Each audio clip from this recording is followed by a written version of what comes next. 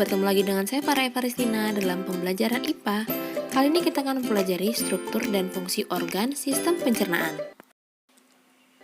Makanan diproses dalam tubuh melalui 4 tahap: ingesti, digesti, absorpsi, dan defekasi.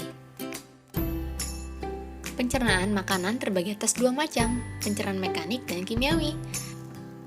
Pencernaan mekanik terjadi ketika makanan dikunyah dan juga dicampur.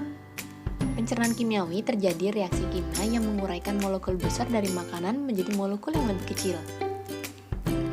Proses pencernaan mekanik dan kimiawi. Apa saja sih organ sistem pencernaan? Yang pertama adalah rongga mulut. Di dalam rongga mulut ada gigi dan lidah, kemudian ada kelenjar, air liur atau saliva yang mengandung cairan, lendir, dan juga enzim.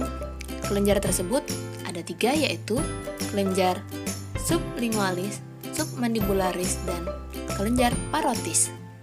Di dalam rongga mulut ada langit-langit, tonsil, vestibulum, uvula, lidah, gusi, dan juga gigi.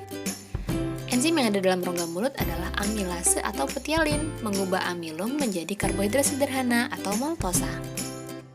Esofagus, di sini tidak terjadi pencernaan secara mekanik dan kimiawi ya.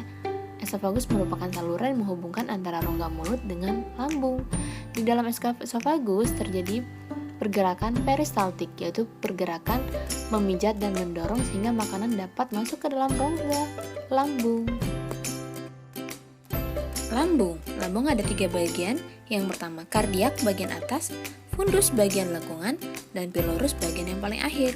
Di dalam lambung ada yang namanya mukosa atau sebut selaput lendir. Kemudian submukosa, yaitu lapisan lambung yang terdiri dari jaringan ikat. Kemudian ada otot polos.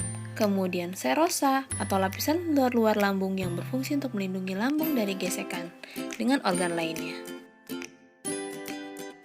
Enzim-enzim pada lambung. Yang pertama adalah pepsin yang akan mencerna protein yang akan dirubah menjadi pepton. Disinilah tempat pertama kali pencernaan protein ya.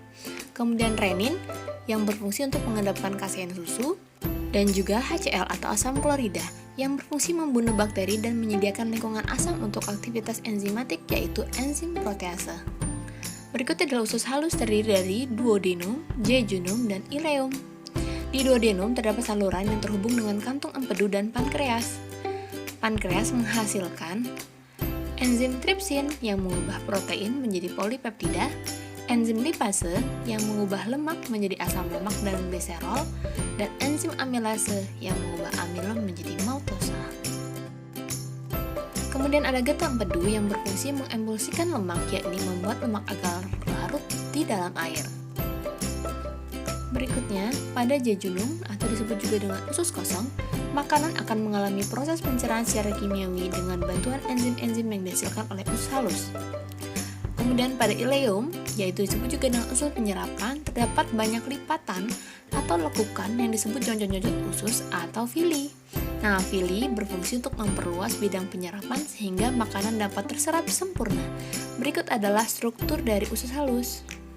Bagian dari usus besar adalah usus besar. Yang pertama, usus besar ascendens atau terletak di bagian kanan dalam rongga perut. Dia adalah usus naik.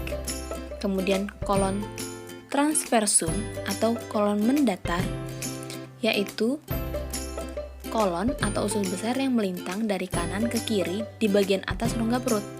Kemudian kolon descendens, yaitu yang menurun, terletak di bagian kiri rongga perut. Kemudian kolon sigmoid, yaitu bagian akhir dari kolon yang terhubung dengan rektum. Kemudian ada rektum, yaitu tempat tinja disimpan sampai akhirnya dikeluarkan melalui anus. Dan terakhir anus, yaitu bagian dari usus besar yang paling akhir.